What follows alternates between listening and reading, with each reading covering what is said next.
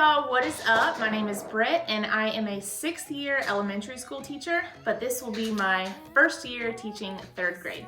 In today's video, I'm gonna do just a little bit of tidying up and then I finally have some classroom prep, so stick around.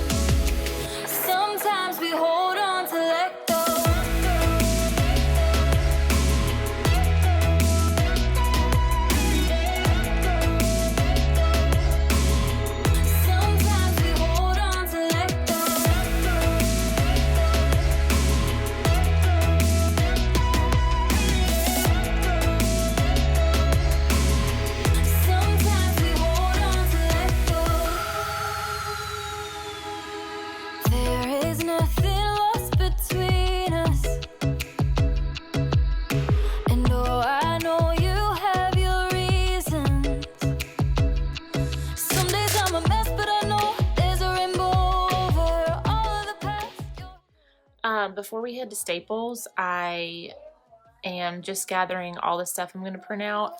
I wanted to show you how this process works in case you are trying to do the same thing. So I ordered some prints on Etsy. The shop is Miss Tina, and I will link her down below. They ended up being like a couple dollars for the whole pack. They are super cute. I have this big shelf, like a built-in shelf in my classroom right by the door. So I wanted to print these out and put them in frames. So I'm gonna show you how this works. Okay, so I've done 2 examples already. Look how cute that is, super cute.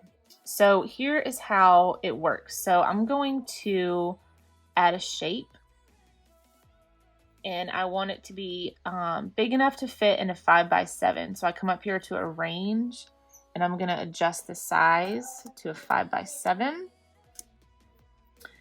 And then I'm gonna center it. All right. Now I don't want this rectangle to be filled in. So just come up here to style and then change the color to white. And I want the border, really the border is not because it's gonna be seen in the frame necessarily. It's just to show me like where the picture is actually gonna fit.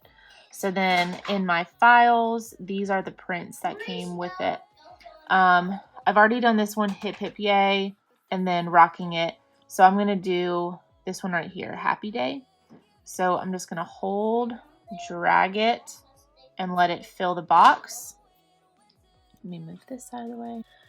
So now that it's in here, I'm going to double click on the image. And basically, I'm just gonna resize it with the little crosshair thing so it fits in the rectangle. And I just wanna make sure that the dotted line matches up with the box that I already created. I'm gonna do the same thing on this side. Okay, and then drag it down and center it. And that is it. So when I go to Staples and print this out, it'll fit perfectly into a 5x7 frame.